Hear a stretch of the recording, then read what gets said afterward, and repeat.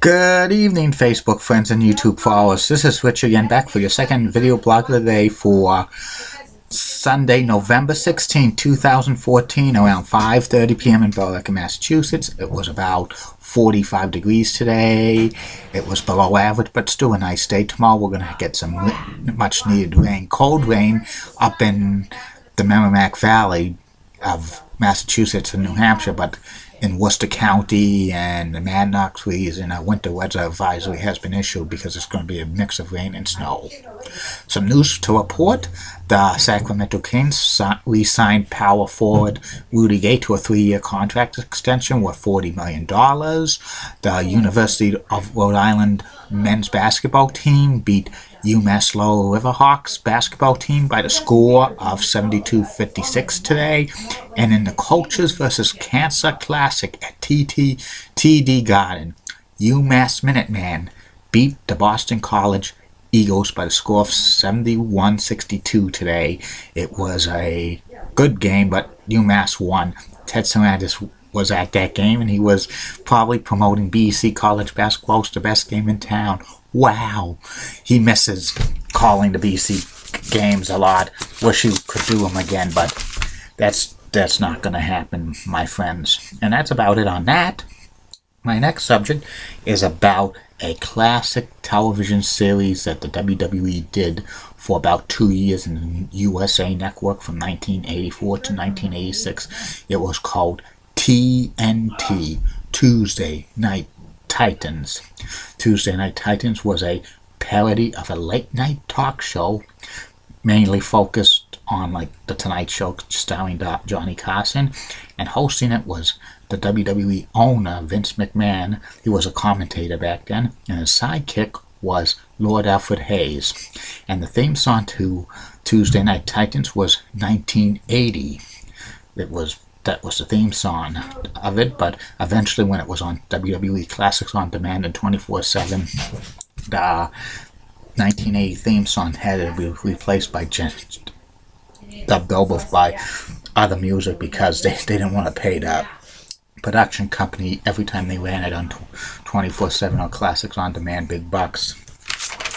And the show TNT was a talk show format when they had WWE superstars in character talk about stuff, and then they would show a match and stuff, and after the match they would continue to do it. It usually was 2 hours and stuff, and they had so many great skits and stuff. It was kind of a little bit of ahead of its time.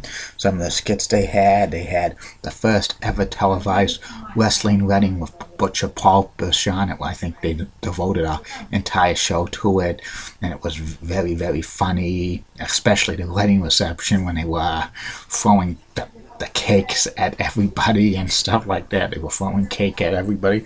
That was pretty funny. And they also had WWE champion at the time, Hulk Hogan, have his protein shake, and Vince McMahon was taking kind of like the vitamins. Don't know what they really are. And then when Alfred Hayes, who was Vince McMahon's sidekick, was drinking the protein shake, he threw up. That was very funny. And another time, they had like Rowdy Piper play Scrooge in The Christmas Carol. That was pretty funny and stuff like that. Another time they had Dr. David Schultz accidentally shoot a loaded gun when he was showing his gun collection and stuff like that. That probably could have got a lot of sponsors mad, but it was probably an accident. And then they had another skit that they had Mr. Fuji and the Magnificent Morocco do a parody of Miami Vice, but they called it Fuji Vice, and then they did a parody of General Hospital, which they called it Fuji General, and then they had a Western, they did a parody of Fuji Bandito. Some of this, like the skits for those were very funny. Another segment they had, which was pretty funny, when Vince McMahon would ex a Love Lorne, and the Love Lorne was a heel WWE manager. They had Captain Lou Albano and Luscious Johnny Valiant and Classy Freddie Lassie, and then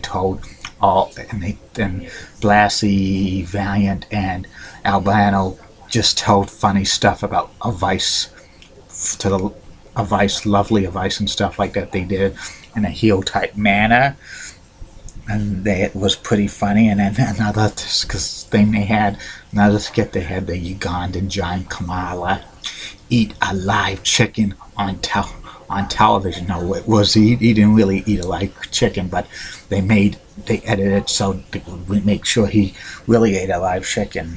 Another skit they had, Big John Studd like bench press 700 pounds with the help of Vince McMahon and Bruno Sammartino and stuff. That was amazing. Don't know if that was really 700 pounds of stuff. It probably was gimmicked. The weights were gimmicked and stuff. Another one they had, another like skit, they had the Olympic strongman Ken Patera push back a truck which was driven by Vince McMahon with his legs.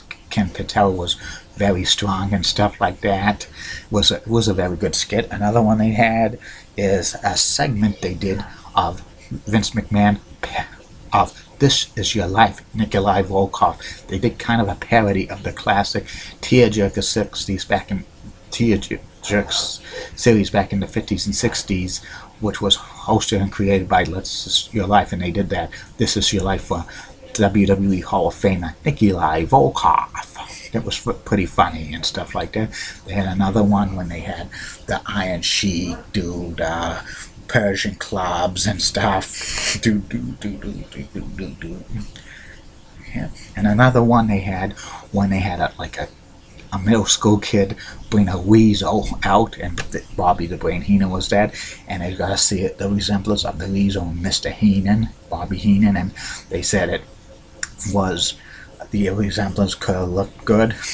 They had another skit which was real funny when the Hart Foundation's Jimmy the Mouth of the South Hart, Bret the Hitman Hart, and Jim the Anvil Neidhart appeared on a kind of a parody of the dating game called The Mating Game, and Vince McMahon was kind of the host, played like Jim Lang, and the Bachelorette did not even pick any of the three because she was real attractive, and then Vince had to say that they had a standby Bachelorette, and the Bachelorette was so not good looking, and they picked Jim the Anvil Neidhart, and that was real funny and stuff.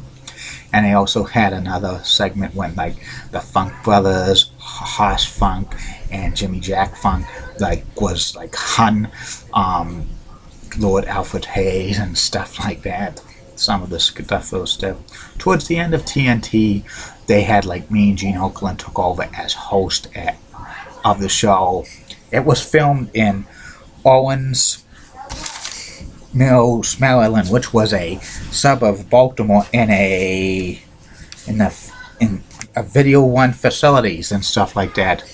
It was a great show. Lasted 2.5 years, but I think they canceled it because due to high production costs, and also I think the WWE was going kind of a different direction and stuff like that. This was when the start of the sports entertainment stuff was for the WWE, focusing to become a national company and stuff like that.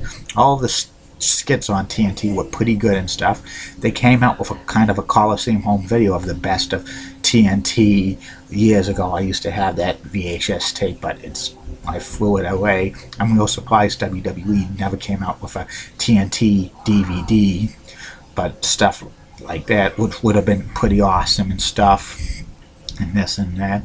And I wish maybe the WWE could do a kind of a TNT type show on the WWE network and stuff. Pretty ahead of its times with all of the wrestlers and stuff like that, with parodies and stuff and other stuff like that. It was real good television, in my opinion, for TNT. Pretty ahead of its time. Well, I'll be back later, Facebook friends and YouTube followers, with my third video blog of the night, which will be about legendary Boston Bruins GM and former coach, Harry Sinden. Have a good day, Facebook friends and YouTube followers. Bye now.